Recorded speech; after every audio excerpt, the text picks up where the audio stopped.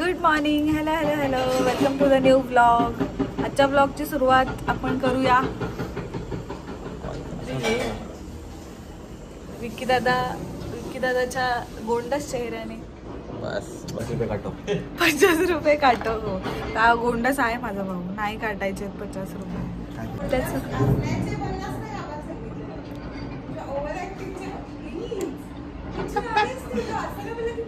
सांग विक्रांत, तुला असं वाटलंय? हेलो हेलो हेलो, हाय विकी दादा. सो आत्ता मला करायचं आहे ट्रॅव्हल गाईड शूट. हे मी बऱ्याचदा बोलून पण नाही केलेलं, पण प्रायोरिटीने मला गोकर्णाचं ट्रॅव्हल गाईड शूट करायचं आहे. सो आज मी मोस्टली ते करेन, कारण मला लगेच एडिट करून पोस्ट करायचं आहे उद्या. आणि अजून काय करायचं आहे मला, एवढंच करायचं आहे आज. इतकंच करणार आहे आज, दुसरं काय नाही करणार, कारण आज विक्की दादा आलाय, त्याच्यामुळे त्याच्याबरोबर टाइम स्पेंड करणार भरपूर. सो ब्लॉग कमी करेन कदाचित, पण करणार काहीतरी तरी शूट करेन. चला आजचा दिवस सुरू करूया. दिवस सुरू झालेला आहे, ब्लॉग सुरू करूया.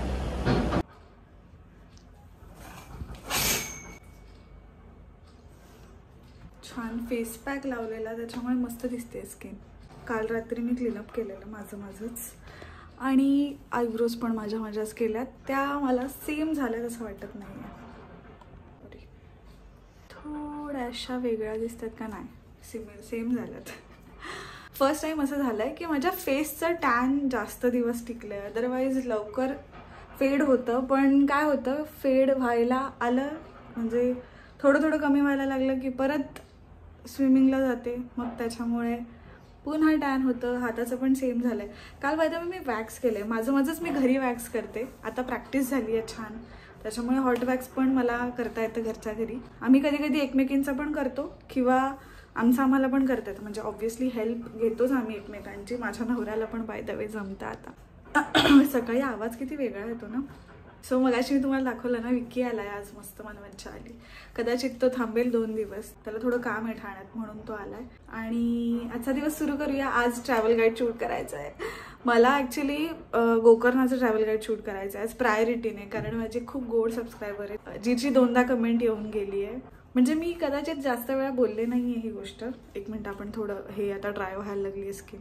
तुम्हाला असं वाटत असेल की घरात सतत केस मोकळे का असतात. मला जिथे क्लिप लावतो ना आपण, केस मोकळे असतात ना, केस बांधल्यावरती, जर मला उलटे केस गुंडाळायचे असतील तर बऱ्याचदा असं होतं की एका सर्टन पॉइंट नंतर ना माझं डोकं दुखायला लागतं. आणि हा प्रॉब्लेम खूप टाइमपासून आहे. म्हणजे यापेक्षा अजून लांब जेव्हा केस माझे होते तेव्हा मी वेणीच घालायचे घरात, म्हणजे रबरनी त्रास नाही होत. वेणी म्हणजे खाली केस असले की त्रास नाही होत. पण जर मी उलटे गुंडाळले ना, तर जिथे आपला क्लिप असतो तिथे माझं डोकं दुखतं.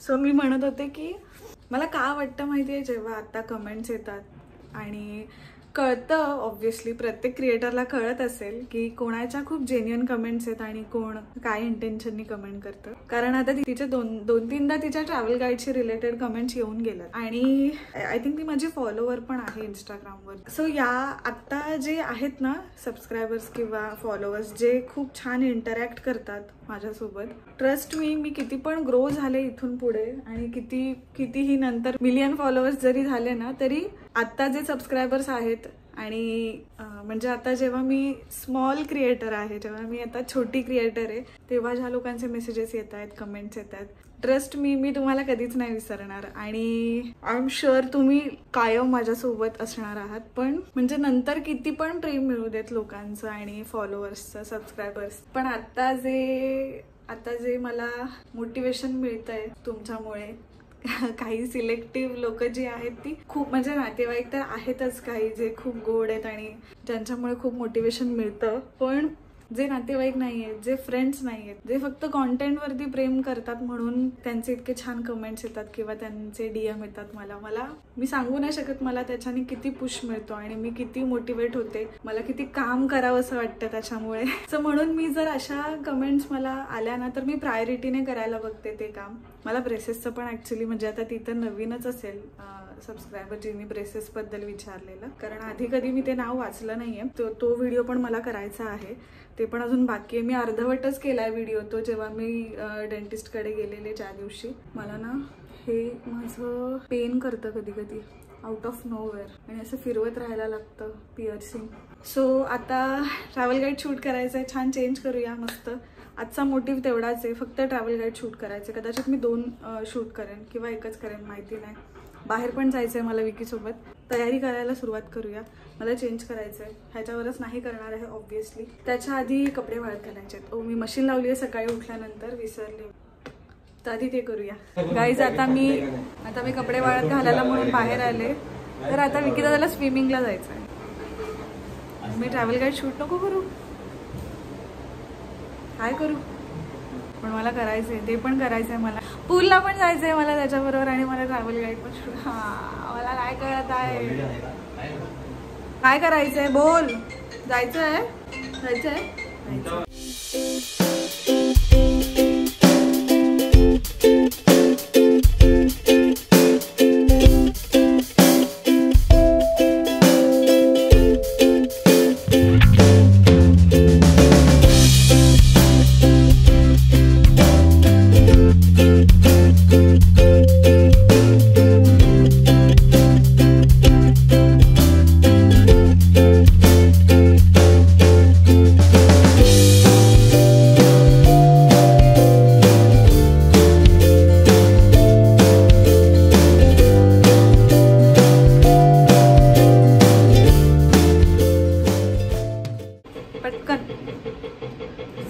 पूलला चाललोय आणि विकी दादा आज मला फ्री स्टाईल शिकवणार आहे. सांग काय करणार आहेत आज आपण.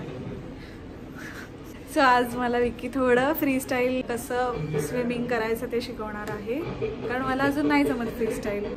छानपैकी माझं युनिफॉर्म स्विमिंगचा घातलेला आहे मी. नदीवर त्यांनी बघितलं त्या दिवशी मला किती जमत आहे.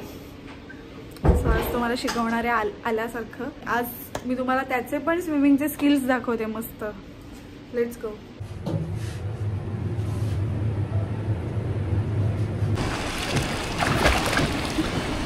ये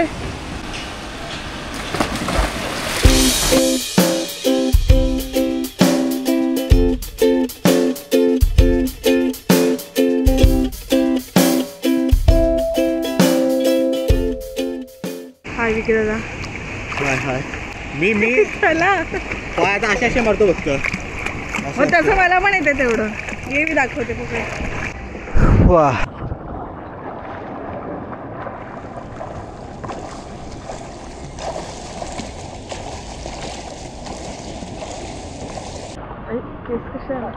गाईज विकी दादा ओरडा पण देतोय मध्ये मध्ये. आणि ओरडा देतोय पेक्षा त्याचं असं म्हणणं आहे की तुम्हाला हात व्यवस्थित मारता नाहीत. आता तो आम्हाला शिकवतोय हात मारायला. दाखव.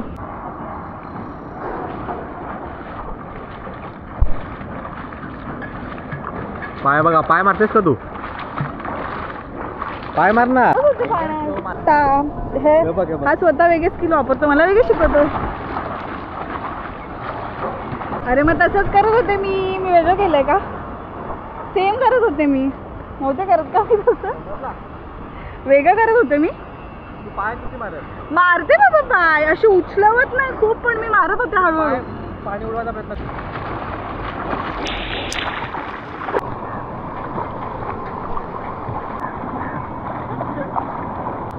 काय केलं सांग बरं तू? माझा एक फॉर्म शोधून काढलाय मी guide. Nikita form. Nikita freestyle. चल.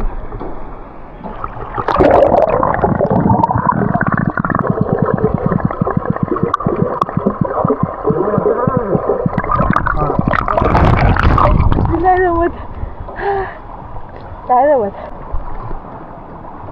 असे. ये इकडून ये की. त्याची